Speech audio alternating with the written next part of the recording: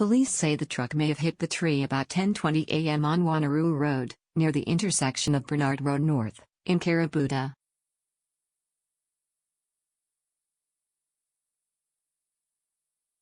The tree fell across Wanneroo Road, blocking both lanes and part of the verge. The truck was extensively damaged, with its cab crushed by the impact, killing the driver.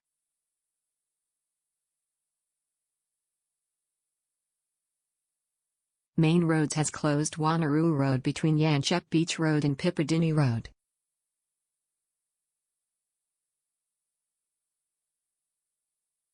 The roadblock is expected to be in place for several hours. Emergency services, including the Department of Fire and Emergency Services and St. John Ambulance, also attended the scene.